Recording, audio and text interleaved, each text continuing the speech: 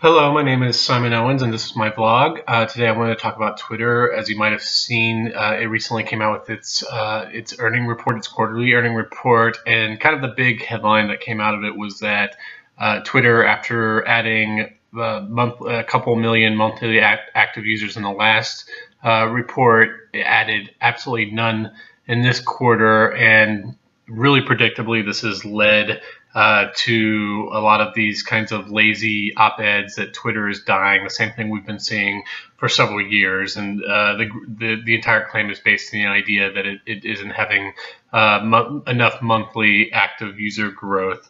And this is just an incredibly flawed way of going about the problem, or seeing how the value that Twitter drives as a company. And I think the problem is that Twitter and nearly every other social network is in Facebook's shadow and is always compared to it, is because they're under the kind of rubric of social media companies. There's this assumption that all social media companies should act the same. So when you see things like news that Snapchat's growth, at least in terms of logged in users, is stalling, or Twitter's growth is stalling, and you see that juxtaposed with the fact that Facebook, even though its growth is slowing, has obviously sprinted past that billion-dollar user metric and is now steadily making its way to 2 billion users. There's an assumption that every social media network, in order to be successful, has to be like Facebook and grow like that. But the problem is that they're just kind of fundamentally different social networks. Facebook is a kind of a complete closed ecosystem.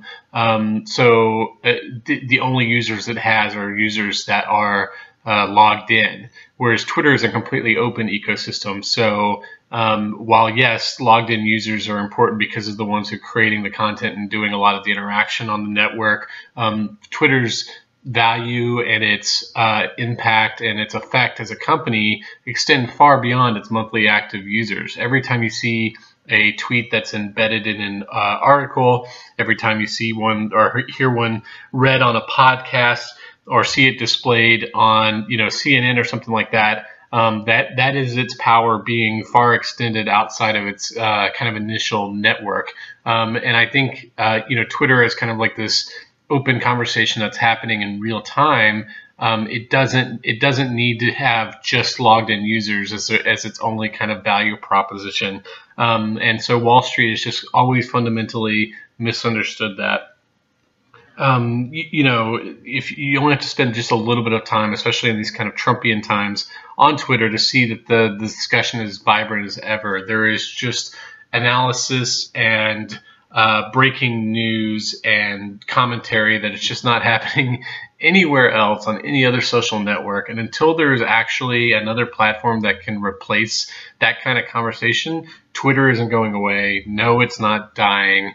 I think right now, even though user growth is slowing, if you look at the graph of revenue growth, Twitter has been growing its revenue, and I think that's where it needs to kind of focus right now, is not getting more and more users. Although obviously that's always good. It's how do you make more money on the users it already has? It already has something like 368 million users. 10 years ago, if you told someone that a social network would one day have 368 million users, they wouldn't even believe you. MySpace, when it was at its peak, only had 100 million users. So I think 368 million, that's perfect. It just needs to work on making more money from those users, explaining the value proposition of Twitter, and helping advertising and brands really understand that value, and I think it's making its way towards that. So no, Twitter is not dying.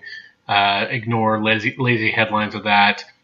Do a simple Google search and you'll find that they've been saying this for years, and it's still alive and kicking, and it's still growing from a revenue perspective and in terms of its influence.